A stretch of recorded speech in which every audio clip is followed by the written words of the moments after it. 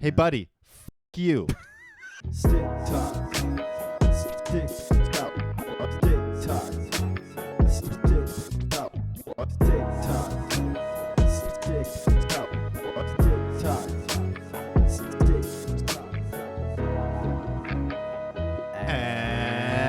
And Hockey. Yes, sir. Welcome back, everyone. This is episode 67 of Stick Talk Hockey. As always, I'm your host, Tico, and this is my co-host. I'm yours truly. End of the second round now. We got one more game left. It's coming to a finality.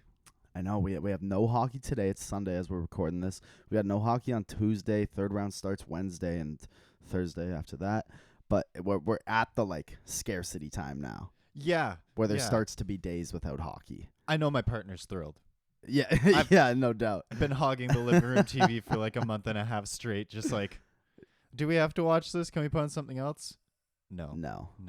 This is it. There's always another game. Yeah.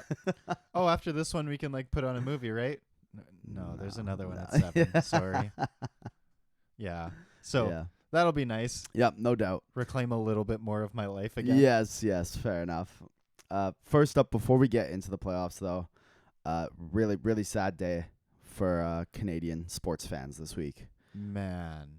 Long time TSN Sports Center and Olympic primetime host and all of that. Darren Detition passed away this week, and truly just a terrible day for Canadian sports fans. The voice of Canada for 3 generations. Yeah. I feel like a part of my childhood died. Yeah, 100%. It's just blown away. Yeah. Woke up to it like it was the first thing that crossed my news feed, and I just closed my phone, put it down for a while. I was like, you know what? Maybe the internet's not for me today. Yeah. Yeah, I mean, I remember so much of my childhood watching that TSN Sports Center, late night Sports Center. And then, the 2010 Olympics as well was a big memory for me as a kid. Really sad. Honestly, yeah, he was everywhere. I mean, you couldn't avoid him. He was so involved with the CFL. Yeah. Anything TSN had their hands on, he was so enthusiastic and just he just brought something to broadcasting that so few people do. You know? 100%. And it's going to be so sorely missed. For sure it will be. For sure. So, hats off to Dutchie. Yeah. Hell of a career, hell of a life. That's right. And, damn shame, gone too young. Yeah, truly. Cancer sucks. Cancer does suck. Cancer. 100%. Rest in peace. Into the playoffs here. Tough to segue out of that. Yeah. I mean, you got to tip your hat where it's due, though. I mean, that's 2 big losses in a couple weeks here. Yeah, Bob Cole and then Detition right after. Just hockey media, sports media in general. It's a tough couple weeks for sure. It kind of blows me away, too, because I didn't realize how old some of these guys are. Yeah. That I've been watching. It makes sense. I've been watching them since I was 8. Right. But, you still don't really put 2 and 2 together. They look really young. He looked like he was in great condition. Totally, yeah. I mean, and he's Dutchie's been a part of TSN since before we were born. 95. Yeah. It's crazy. Yeah, it's wild. Yeah, so at first I was like, no way. How old was he? And then it was 57. I was still too young, but I was still what? Yeah. That guy aged gracefully. Yeah, 100%. Like a fine bottle of wine. Yeah. To playoffs? Yeah, to playoffs. As Bob Cole would want, as Dutchie would want. That's right. So finishing out the series, Rangers finish out Carolina in 6 games. That one was tragic. Bruh. I mean, when it's 3-0, you can't, nobody really expected Carolina to come back and win that series. But when you're up in game 6, close to forcing a game 7, and you blow it like that.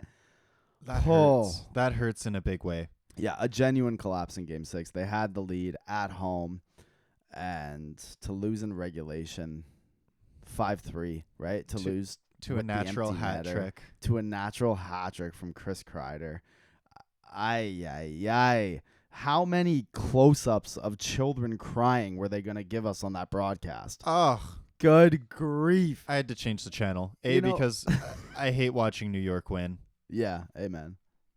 And B, come on now. Yeah. We got it after the first one. Yeah, exactly. The first one, you gotta see it, right? I mean, you gotta see it, and then it just got like weirdly like repetitive. Yeah. Yeah. It's like, they're sad. We get it. Everyone's sad. The players are crying too. Show them. Oh goodness. Yeah, kind of a bizarre series. Not really the way I thought it was gonna go at all.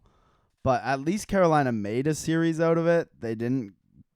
We didn't get the patented Rod Brindamore. It wasn't a sweep. I watched the games.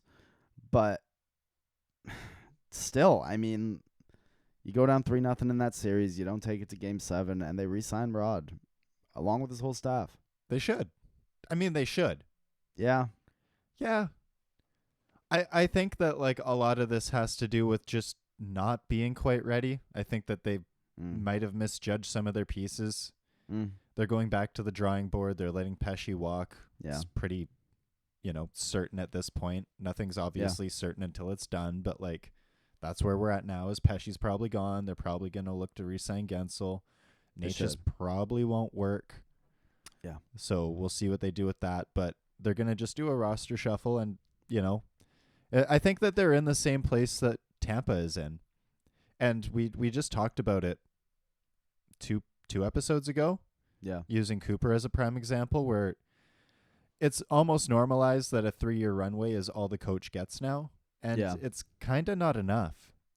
Right. You kind of need to push into that year 4, 5, 6 to really have the culture built. I mean, we were just talking about this before we went on air, though, with Jonesy here about, like, Cooper, though, they went to the finals. They had a good amount of success with John Cooper before they actually pushed through. And, I mean, hey, multiple third rounds, multiple years of being the favorites in great regular seasons. I guess you could say the same about Rod, but it's been, like, a lot of, like, really disappointing playoff losses. But I think Tampa also has a lot, like at that time, had a lot more genuine superstar, big ticket players where you looked at them and you were like, that is a superstar. That team should win a cup. Yeah. Whereas you look at Carolina and you go, that could be a superstar. Yeah. Could be a very good star, Yeah. Like there, a lot of them are in that Nugent Hopkins, Mitch Marner kind of category where it's like, you can't deny their skill. Yeah. But are they going to be someone you want to structure a whole team around, or are they just a really great secondary complementary piece? Yeah. And there's nothing to be taken away about great secondary complementary pieces. You need them to win the cup. Look at Vegas with Marchessault and Carlson and XYZ, right? Like, you need those players, but you also have to choose your spots with them, And I think that Carolina, more than not, has just chosen some poor spots to put their eggs. I mean, it's the hardest part of team building, right? Is getting those guys. And I mean, that it's the reason that the Detroit Red Wings are staring down the barrel of, if they get really good, being the Carolina Hurricanes, because they never hit that lottery. Carolina never hit that lottery either. No. And that's the thing, when you're in the initial stages of it. That's why every stage is so important, right? You have your initial rebuild stage where you have to draft. You have to get lucky in the draft. You have to move up. You have to hit on big players, and then the initial re-sign stage of those guys, getting them locked up long term, is so important, and then adding the filler pieces along the way. I mean, I just don't know that they have it with that misstep as much as they've done everything else right since then. Yeah, they just don't have those guys. I think that it's going to take like a real hard look in the mirror this season. Yeah. Which is what I was kind of alluding to in the last episode. Yeah. And kind of just having that talk where it's like, okay, what is Aho really? We all know what we want him to be. Yeah. What is he really? Right. What about Natchez? What is he really? Yeah. Because right now, like, Gensel's the best player on your roster, arguably, and he just got there. Yeah. So And if you want to take an even better parallel, look at the Rangers. I mean, aside from the players that they went and shopped, I would pretty much hold all of their draft capital besides the fact they won a lottery or were damn close in their second pick. No, they won the Lafreniere draft. Okay, yep, right. So, like, they may have done better in the lottery for the most part, but if you strip away the players that they signed off of free agency and spent big ticket money on, they're arguably the same roster with the same capacity. They're all the same type beat type player. Right. It's just that New York went out and spent $20 million on free agency, where Carolina went, nah, we have faith in what we have. We're going to keep our cap low. We're going to save it. Yeah. And they just, pigeonholed themselves into the spot where, you're just hoping, and you can't win a cup off hope. Yes, that's very true. I mean, the Rangers, they have that added benefit of being the Rangers, right? They're in New York. Who doesn't want to play in New York? They're an 06 team. They're all of these things, right, that, can entice an Artemi Panarin into your market. But still, the point still stands for sure. And I mean, Carolina has more than enough to be enticing as well. They have a fairly new building. They have a really nice climate. They have, They have all the amenities. Yeah, they do have a lot of things that are enticing to players, for sure. Low-ish tax state, I believe. Yep. So, it's more their own fault than anything. It's of their own doing and their own stubbornness, and I don't blame them, because I'm very much, draft internally, sign internally. Yeah. The Devils have done it, but also look at the Devils this year. Yeah. It's time. Well, that's what I mean though. Like you got to do all of it. Yeah, you have to shop. You can't miss any steps when it comes to team building. And you have to do it all. You have to draft well, but then you also have to sign the guys. Yeah, and I think there's like a weird what's the word? Like duality around teams that buy their rosters, Yeah. Like we always kind of like condemn them and go, oh, like boo, like look who just bought a powerhouse. But like that's what you have to do to be a good team. And like, yeah, it looks like cringy in the moment when you're like, oh, is that gonna work out? But like you forget about it in half a year. Yeah, I am not a free agency guy. I honestly, like, I mean, I think a lot of the time if you.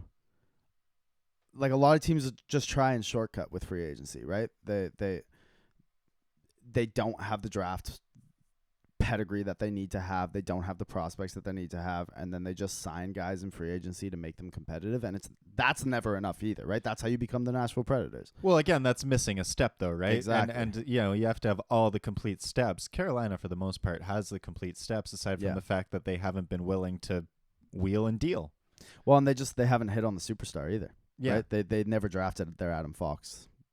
They never drafted their Igor Shesterkin. I mean, they kind of did, but then they traded him. Dougie. Bum, bum, bum, bum. Yeah. Well, I don't even think they drafted Dougie. No, but they had Dougie. They did have Dougie. And the fact that you had him and then like he was that good already. They should have kept him. It's not like he got to New Jersey and then spontaneously got good. No. I mean, he signed a $10 million contract in New Jersey. The biggest fear with Devils fans was, is he going to stay this good? Well, and yeah, that's the tough one, right? Is that like I totally see why a team would look at that Dougie contract if you're Carolina and see the risk involved, as all the New Jersey fans did as well and everything like that. But yeah, at a certain point when you have elite talent like that and you're lacking elite talent everywhere, you kind of have to overpay. And I mean, I'm going to eat my words for this here. It's kind of the same with Vancouver and JT Miller. Everyone hated that. I despised that contract. At a certain point, like you gotta pay for that elite talent. Yeah, and you forget about it. Yeah. I mean, look how good he's played. Look at how essential he's been to the playoff run. It's pretty easy to forget about, all of the antics and the being disengaged and the overpaying allegedly when he's doing this now. I don't want to get too much into this before we get to Vancouver. Right. But the one thing I will say is, like, this is the market changer for JT Miller. I was just saying, I hated that contract when it got signed. Even And yeah, like the bad behavior, the disengagement, all of that was so apparent last season. And then you get into this season, and even now, you know, he had a great 6 months ago. He was looking fantastic. He was actually playing as a shutdown centerman, all of this stuff. And my stance was still, well, that's great, but it's 6 months into a 7-year contract. You can't claim that that's a great contract 6 months into a 7-year contract. Call me in 6 years, right? Yeah. These playoffs change it. Do they ever? Like, don't they? You score a massive goal late in a second-round series against a divisional rival with an entire arena in the playoffs chanting your name, JT Miller. That's the stuff that makes that dollar amount not matter. Exactly. Yeah. And you have to take that leap of faith. You have to. And Carolina already had that. Dougie was playing so good. He was. The fans were chanting, Dougie, Dougie, Dougie. Like, you had that. Yeah. Congratulations, you found it again in Gensel. Don't lose it again. Yeah. Yeah, totally. Like, learn from your mistakes or your history will repeat itself, as all history does. 100%. 100%. And good on New York. They've kind of been handed a little bit of a good hand here. They drew aces off the deal, but whatever. They did, yeah. They're still like I mean, hey, maybe they're real. I get it. The only reason I would want to see them go to the finals is if we could see a 94 rematch. That's the only reason. I still want it. I'm still willing it into existence. Yeah. Do you want to move on from that, or do you have anything else to add? Let's move on from that. Okay. Because they're going to face Florida. Yes, they are. Florida takes out Boston in 6 games. Puck don't lie. Puck don't lie. That's what it comes down to. Well, we got to save that for Dallas, Colorado as well. Yeah, I mean, I feel like that's the tagline for this whole second round was That's right. Everything that should have happened in spite of anything that could have happened, it sorted itself out at the end. That's cold hard facts right there. Yeah, I mean, a very peculiar series where Boston was, after going up early in the series, they never really seemed all that in it. I think that as soon as they lost Marchand, it was just... Yeah. I mean, the sneaky punch to the face. Hey, I mean, like, you know what? As much as I trash on Marchand all the time, yeah, I got to give him a little bit of credit here because he was asked about it, and he was, like, very straight up, just like, look, as much as we don't want to admit it, yeah, you're kind of trying to hurt everyone in the playoffs. Yeah. When someone goes down, you get an advantage. When you get enough advantages, you win. Right. Like, that's you know, the game. He wasn't over there belly aching and complaining and he's a dirty player and this and that and supplemental this and that. He's very self-aware. He knows. It's very fair. He was in tune with the karma. Yeah. He felt the vibes in the air. The karma vibes in the air. Yeah. Oh yeah. It made me. I loved watching Boston fans cry about it all week. I really did. Yeah. It made me so happy. That was satisfying. I don't like seeing people get hurt, but I love watching opposing teams' fans' feelings get hurt. Yeah. I mean, the officiating's been crazy. It's been crazy. I mean, we have so many things that we could just get into, but we should just make that a whole other thing in the other news because what in the world is going on with even the players are saying it in post game now. Yeah. It's fine for us as media to say we just want consistency. Sure. But these are the players coming out and saying it now, and they're not supposed to. No. I mean, the goalie interference from the Dallas overtime, which we'll get into. Okay. Elias Pettersson gets called for charging. And when he's standing still, basically. I actually did like that call because, in the rule book, it is actually clearly defined as if you take a run or if you leave your feet. And it's gapped out with a comma or leave your feet. The motion. I'm fully aware of that. I still don't care because show me one other time in NHL history that's ever been called that way.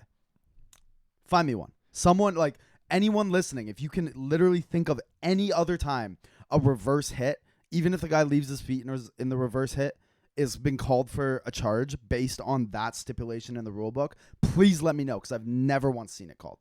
I haven't. And I will say, because there was other people that were like, oh, like, just call it interference.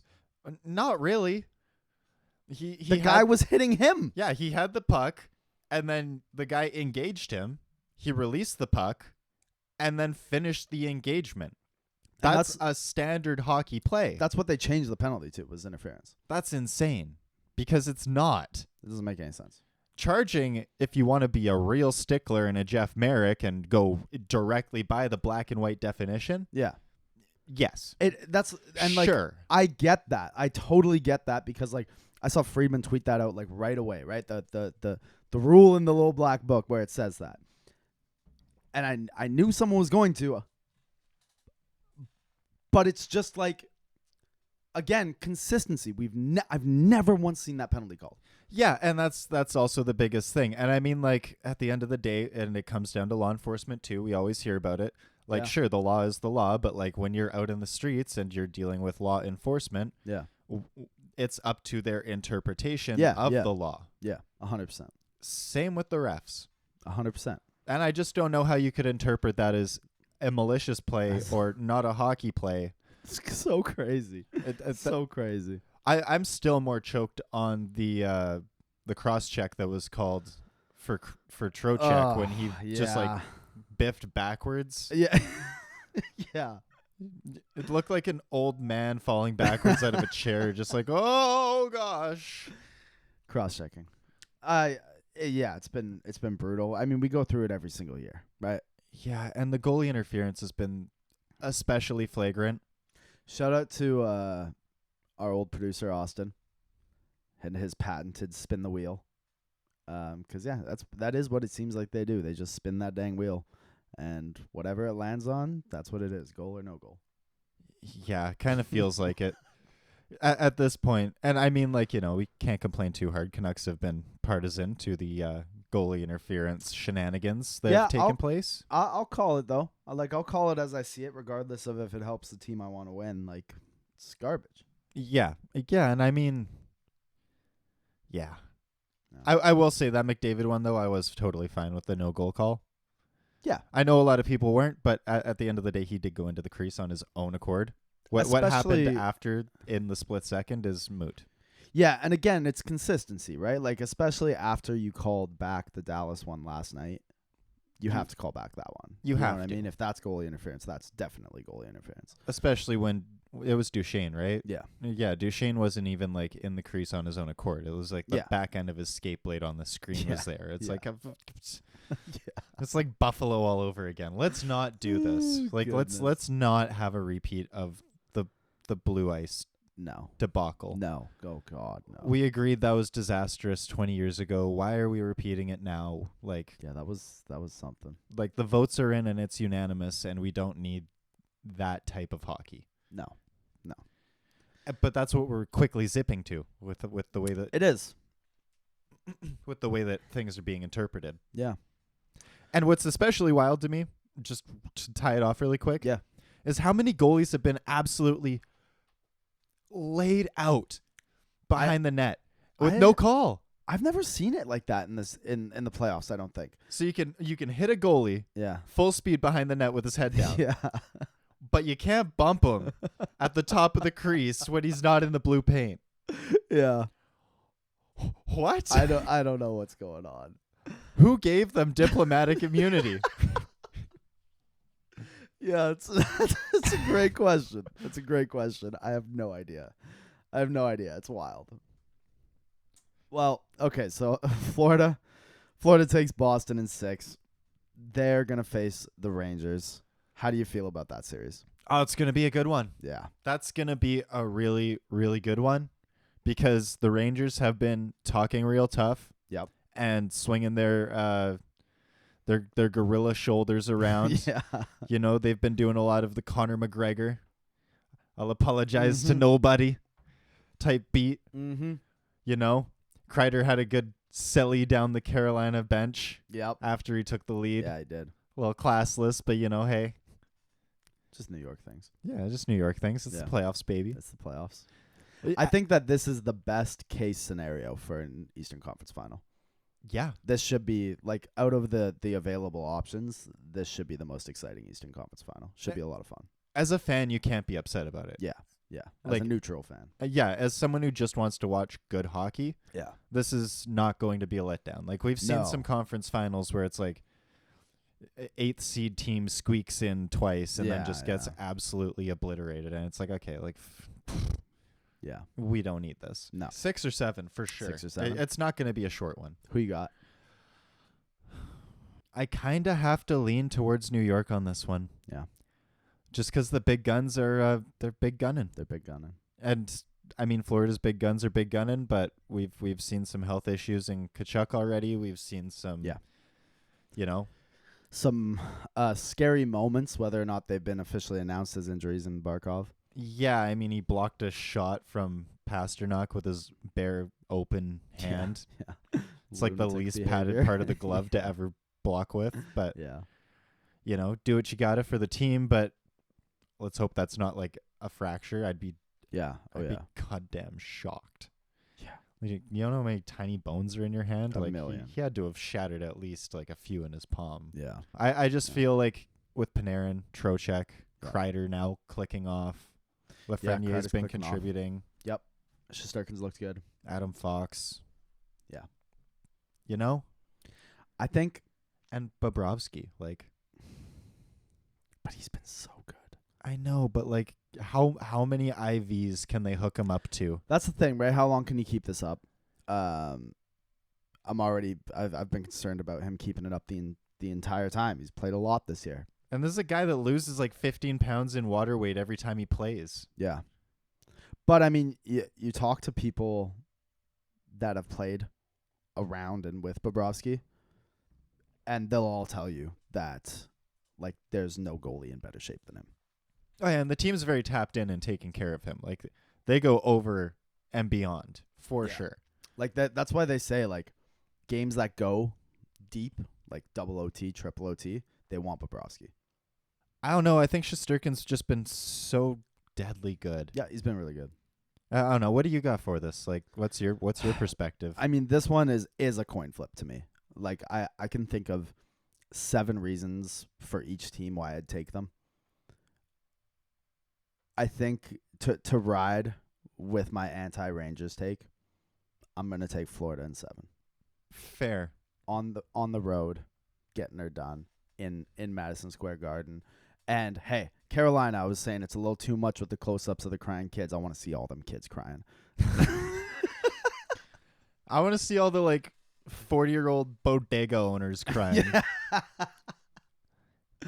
Jay, do you want to get a take in this? Yeah, Jay. Can we hop that mic over? I have got a real bad feeling that the Rangers will be making the finals. Yeah. I'm going to say Rangers in 6. Rangers in 6? I think Trill nailed it with, like, the whole Panthers, and they're just getting banged up. Yeah, they are getting banged up.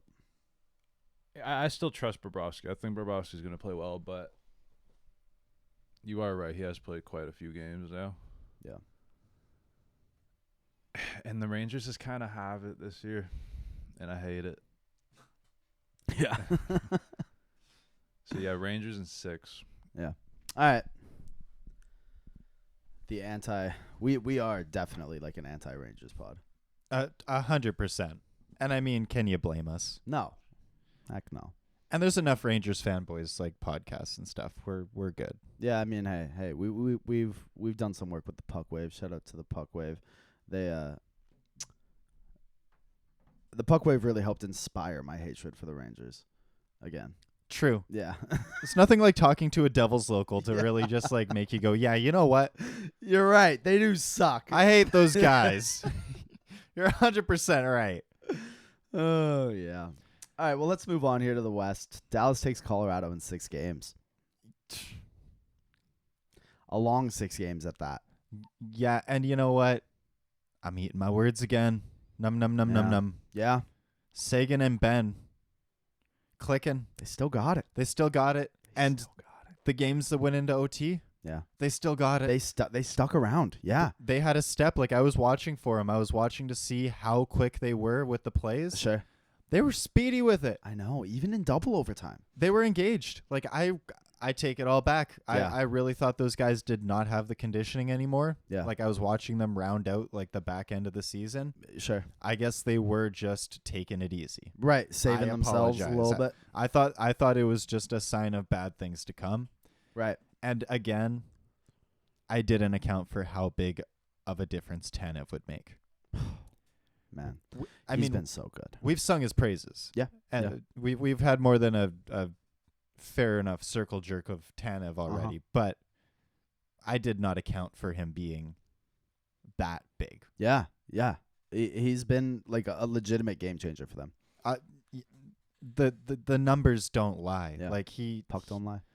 The shutdown numbers, anytime that they had it out there, it's got to be spoken of. 100%. Also, I don't want to dogpile on him. Okay. I don't want to dogpile on him too much, but Nichushkin, that's a big one. I don't know what the situation is. They haven't released anything, but he's in like stage 3 of players' assistance, which like I've personally never heard of. I've never seen anyone get there that I can remember, at least. Yeah. And he's suspended until November. Yeah, 6 months. 6 months. Yeah. For whatever he's done, whatever's happening. Yeah. You know, some of the players are mad at him, at like clearly mad at him. Upset about, what his family's going through. Yeah. Not even mad about the hockey aspect, but just mad for like the For people the person. that are affected, right? Yeah. And whatever's going on, I get it. I am an addict myself. Yeah. But god damn it, man. Yeah. Yeah. Like what the fuck? You have to do better. Like, you just have to. Wow. You let down your family. You let down your kids. Wow. You let down your teammate. You let down your team. You let down your organization, your agent, your manager. Like, you have to be better. Yeah, you do. That's really what it is. And if you're feeling weak, then you have to be strong enough to like come to someone and admit that you are about to fuck up. Right. Because we're all weak. Yeah. That's how we got here. Totally. It's not like I'm out here proudly advertising I'm an addict, but like, hey, you know what? We all have moments of weakness, and when you have those moments, you have to have a support system to lean on. Right. If you don't have that, I'm sorry, but you got to find one. Yeah. And the NHL is clearly trying to provide you one. Yeah. Yeah. And they've given you so many opportunities. Right. And it's one thing to have these issues mid-season or whenever, but to not even be able to bottle it up for like playoffs. Yeah. It's 2 months. Yeah. I was a functional alcoholic for 7 years. Yeah. I didn't miss any meetings. I didn't show up late for work. Yeah. More than once. And the day I did show up late for work, I quit. That was the day. Yeah. That was the day. That's right.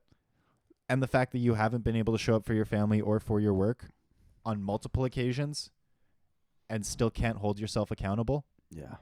It's got to change. Yeah. And I hate to say it, if I'm Colorado, thin ice. Yeah. Like I'm already talking to lawyers. I'm going, how can we get out of this contract? Yeah. Is there a way that we can get out of this without a buyout? Is there a way that we can get out of this with XYZ? Like, I don't want to be punishing addicts for being addicts, but at a certain point, you're a liability and you have to just take what's coming to you. There is consequences for your actions. Yeah. You know? Yeah, 100%. And it bit them. A shame. It did bite them. It totally bit them, yeah. I mean, they gave their nuts a tug in Game 5. Yep. And they showed up hard. They did. Big time. But you can't, like, the nuts get sore. But yeah, like that's a guy that could have been the difference maker in Game 6. Yeah. And just not having him there. Yeah. Now you have all those extra minutes being put onto other guys who aren't built for those minutes. Yeah. You know? 100%. A shame to see the way they went out. However, I do think, like, I don't think this was like some highway robbery. No, and like, I McKinnon didn't show up. No. McCarr didn't show up enough. Not enough. You're totally right. So, I mean, hey, they're going on to the Western Conference Final. That's going to start on Thursday. Banger. Yeah. And do you know what? The other thing. Yeah. More words to eat. Wyatt Johnson. Yeah. Logan Stankoven. These guys are not about to be superstars anymore. These guys are They're cooking. superstars. Jonesy says, I don't care who they. Let's get that on. Let's put that. Jay's got something to say. Regardless of who wins Game 7 tomorrow, the Stars will be advanced into the Cup Final in 5 games. Wow. Book it. All right, it's booked. It's set in stone. Is that based off vibes too?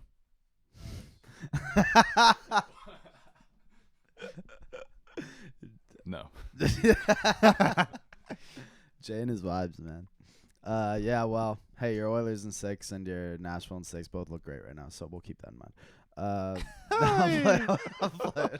Shots fired. No. I mean, hey, since the beginning of the year. Vancouver? Yeah, Dallas. Or, sorry, you have one more thing to add? One more thing, just about the next one. I think Dallas should win the Stanley Cup. That's what I think. Wow. I'm a big Dallas guy right now. There's just way too much to love about the way they play hockey. Yeah, I had a lot of my opinions changed in that Colorado series. Yeah. I was looking for reasons to not believe in Dallas anymore, and they don't give you many. I can't find them now. They don't give you many. The holes I found in the first round, they corrected. They're winning the coaching battles. They're winning the line battles. Yeah. They're winning the scoring battles. Yeah. Like. Yeah, let's get into Vancouver Edmonton here, because that's who Dallas is going to face on Thursday. One of those two teams. They're going to Game 7 tomorrow. I will be at Game 7 tomorrow. What a crazy series this has been. I mean, this has been the most, like, of the 4 second-round series, I feel like this has been the most, like, back and forth in terms of who's looked good. Yeah, I feel no teams are doing themselves favors here. I feel like this is the series of, like, who's getting in their way more. Yeah, that's very fair. As much of a fan as I have been of Vancouver and the way they play, like they're playing this series very timid. Yeah, they looked really bad in Game 6. They look like they're afraid to get burned. Yeah. And that's not how you win. It was bizarre. Like, I left Game 4 in my head thinking if Vancouver plays this way, they will not win this series. But then I left Game 5 thinking if Vancouver plays that way, they are 100% winning this series. Yeah, that's what concerns me right now is, like, with every other team we've talked about, there's so much consistency and there's so many reasons to believe, whereas the Canucks are just giving you a 50-50 split of here's a reason that we're going to win, but here's another reason that you probably shouldn't put any money on us. See, I do think, though, I think Vancouver wins tomorrow. And I think that because I just believe in Talkett's ability to get a response out of this team. We haven't seen 2 back-to-back bad games from them. And I believe in the team's ability to clutch up at home. Yeah. I just see a different team when they have home ice. Yeah. They come out so electric when that building's buzzing. Oh, it's gonna be lit. Yeah, you're gonna have a good time there for sure. But yeah, I just think that Vancouver has a little bit more depth going for them right now. Their third line scoring has been a little bit better. Their second liners have been electric. And I mean, hey, they got even last night, I mean, as much as they only scored 1 goal, I mean, they got that Höglander-Pettersson line going. Yeah. With Lindholm. They looked good. They got the only goal for Vancouver, Höglander from Pettersson. That's a huge key for them. Shilov still looks great, which is huge in a series where Edmonton can't figure out which bad goalie they're going to play. Yeah, and see that's the biggest thing. I was just going to leap there is the Canucks' biggest issue is they just got to take more shots. Yeah, they just have to generate more. You just have to shoot the puck. You got to be confident. If it's on your stick, you have to want that goal because like both goalies have been so shaky. And Skinner, like, yeah, exactly. He came into Game 6 after losing the crease to Pickard, after a terrible showing. Yeah. And you got 4 shots on him in the first? Yeah. There was a total of 8 shots for both teams combined in the first. Like, you've got to do better. Yeah. Good on you for keeping Edmonton to 4 shots. Sure. But what the hell? Yeah. You just have to generate more. And there's no way forward without it. And it's a big part of their power play issue right now. Totally. Is that totally a lot of people want to pass it and find the perfect seam, but no one wants to take the shot through traffic. And this is the playoffs. You know, this series is so bonkers to me. Like, if you would have told me that, like, both these teams' special teams would go completely dead at the beginning of this series, right? Like, I mean, Edmonton hasn't scored on the power play in 2 games. They're 0 for 10 or something. Woof. And obviously Vancouver's power play has been horrendous as well. It's like, what a bizarre twist of narrative for this series. Who would have thought? Yeah, and I mean, Evan Bouchard being the most valuable defenseman on the Oilers. Yeah. I mean, we could have probably seen that coming because we don't really like Darnell Nurse, but he's also making an argument that he's one of the top 3 most valuable players on the Oilers right now. Absolutely is. Yeah, I mean, that Nurse-Ceci pairing has been awful. Awful. Oh, for sure. I mean, it's Cody Ceci. Come on. Yeah. We don't have to. It is. No, we don't have to go there. Everyone knows. No, it was the same thing that plagued them last playoffs. Yeah. Was that pairing, precisely. Yeah, and they didn't do anything about it. No. And it's showing again. But Bouchard is taking shots through traffic. Yeah. And releasing bombs from the point. Oh, yeah. And you guys kind of got to start doing that. Yeah. You know? I mean, the Canucks have been the prime candidate of puck luck and fortuitous playoff rebounds. Yeah, they've been the team of destiny so far. Why look a gift horse in the mouth? Yeah. Yeah, totally. JT Miller scored one of the ugliest game-winning goals I've probably ever seen. Yeah. And so what? So what? The building went nuts. It was bonkers. So do that. Yeah, 100%. 100%. I mean, at this point now, as much as, hey, I know everyone, I'm a Canucks fan, and there's a lot of hatred going back and forth between these two fan bases. Mm-hmm. It's actually nuts the amount of, like, Albertan racism that's headed Vancouver's way on Twitter.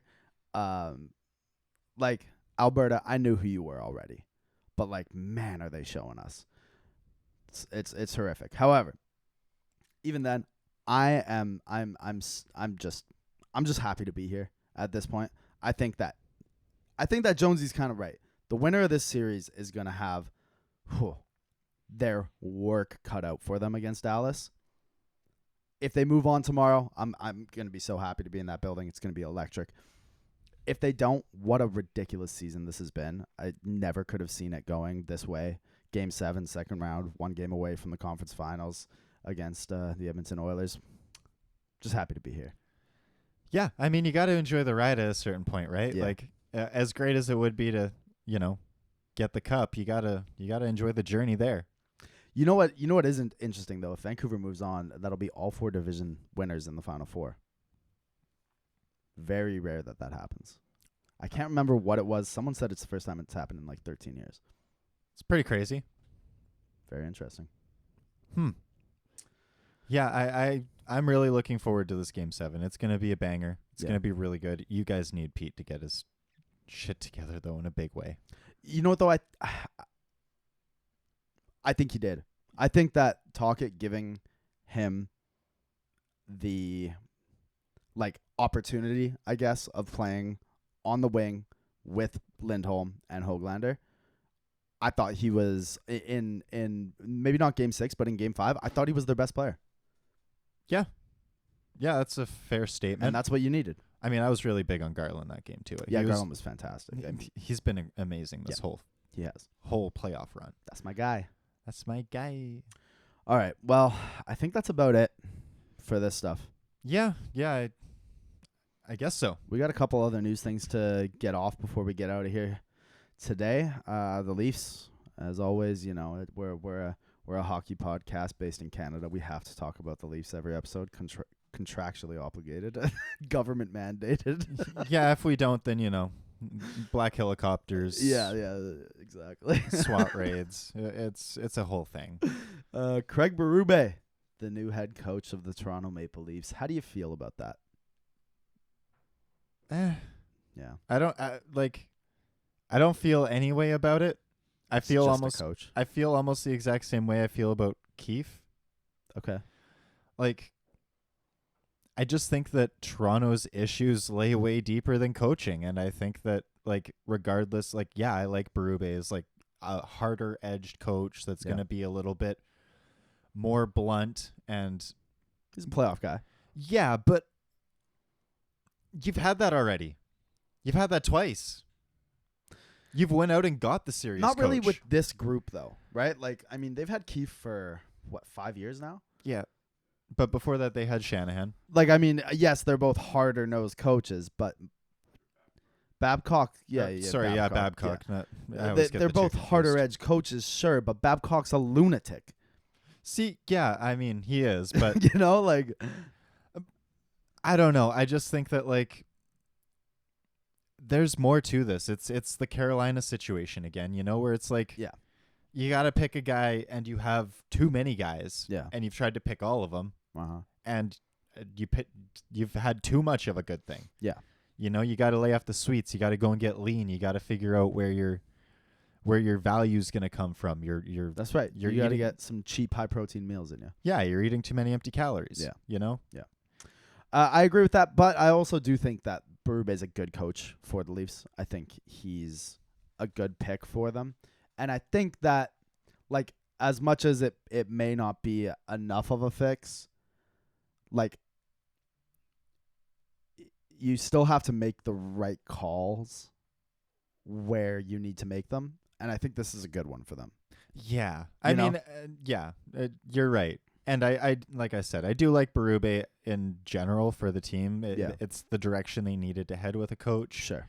And he is pretty, like, structurally dependent, which I think is something the Leafs would benefit from more. Yeah. Yeah.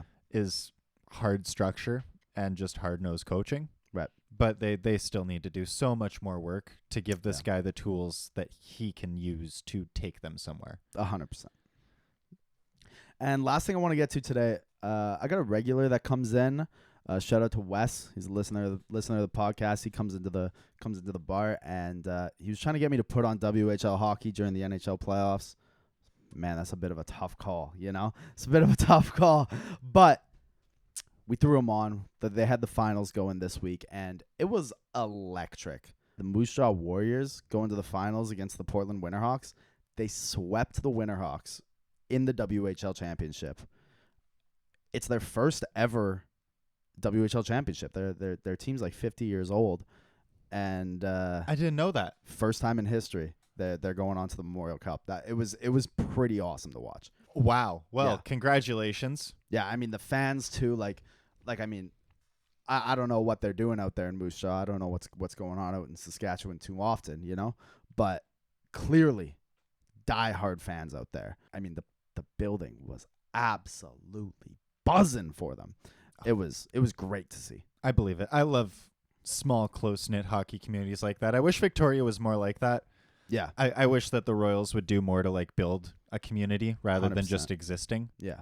I love that they did that for their community. That's super awesome that they were able to finally win one. Yeah, that's so cool. They're going on to the Memorial Cup where I can't remember all the teams that are going to be playing. And I know the London Knights are there from the OHL. I believe Saginaw's there. And I don't know who's going there from the Q, but I always like watching the Memorial Cup. It's kind of hard to keep an eye on when the NHL playoffs are going, but that kicks off next Friday. That should be fun. Yeah. I actually heard a crazy stat the other day, and it was something like it was the first time ever that all of the CHL playoffs, the finals, had been decided by sweeps. That's wild. That is wild. I mean, don't quote me on sweeps. that because I don't know, like, the exact team names. Don't but have like, it right up here. Yeah, I don't have the stat in front of us. Yeah. Lost it. Sorry, but that's insane. That's pretty. That's wild. If that is true, that's pretty freaking crazy. Yeah, no doubt. So yeah, I mean, hey, shout out to Moose Jaw, and we'll see what happens next. That's about all we got for this week. You got anything else? No, nothing much. R.I.P. Dutchie. Yeah. Thank you for everything you did. Yeah. Go Canucks, go. Heck yeah. Go Canucks, go. We'll see y'all next week. As always, I'm Tico.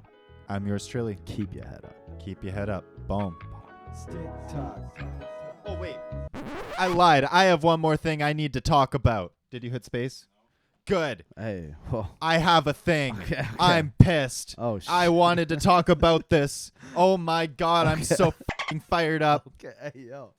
All right. In the minor hockey league. In the juniors. You had to have read about this. Which minor hockey league? I think it was the OHL. Okay. There was a forward. Okay. And in practice, in warm-ups, yeah, he has a shoulder injury. Okay. The defenseman from the other team came over and said, I'm going to break your shoulder today. Okay. I'm going to end your career. Okay. And this guy went back with, yeah, whatever. You're too pussy to do that. Baller. The defenseman went to the ref and tattletaled on this guy and said, he called me a pussy and he hurt my feelings. And that's against our bullying and harassment policy. The ref went over, said, is that true? And the guy was like, oh, yeah, I called him a pussy. Yeah. Just said he was going to end my career. Yeah. Do it, because that's an appropriate response. That's hockey, baby. And the ref goes, yep, nope, you're gone. Chucks him from the game. And then he gets a supplemental 5-game suspension. I did see this. Are you fucking kidding me? Yeah. Genuine insanity. That's too soft. That is too fucking far. Y'all need to reel that shit in. If you are telling me that calling a dude a pussy from across the red line after he threatens you is bullying and harassment, then the guy who came across center and said, I'm going to break your shoulder and end your career, that guy should get 20. Yeah. That's a goddamn joke. Yeah, it's genuine insanity. What, Jonesy, can you actually pull up the thing? Like, look it up right now, because I need names, goddammit. I have absolutely nothing but venom to spit at the OHL and anyone who had a hand in this suspension. The Spirit defenseman who threatened to injure Landon Sim. His name was Brandon Harachi. Braden Hashe, I think. Hashe? Hey, buddy, fuck you. I hope you never get a career in the NHL. I hope that you end up flipping burgers next year. I hope you have the absolute fucking worst career that could ever happen. I hope that fucking John Scott makes you look like a pee-wee dumpster fire. I hope that for a matter of fact, you get no pussy for the rest of your life. Because you got enough already, because you is one. Yeah. I mean, we're clown. I don't even know what to say. Yeah, like we're suspending a hockey player for calling another hockey player a pussy. That's just, it's ridiculous. And we're not suspending the guy who was threatening violence and literally threatened violence. Yeah. Dog, I don't know about failure at every level. But like, that's assault. Yeah. And verbal assault. Like, threatening assault is a crime in itself. Sure. Verbally assaulting someone is a crime in itself. Yeah. Calling someone a pussy is not. That's freedom of speech. Yeah. That's crazy. That's wild. That's crazy. And hey, I'm not over here being like, oh, freedom of speech, you know? Yeah. The world's too soft. There's a bunch of snowflakes out here, but come the fuck on. Yeah. Yeah, I completely agree. Too far. Sorry to end on such a sour note, but goddamn, that pissed me off. I have been bottling this up all week. This is such a goddamn joke. Keep your head up. Keep your head up. Boom. Stick talk. Stick talk. Stick talk. Stick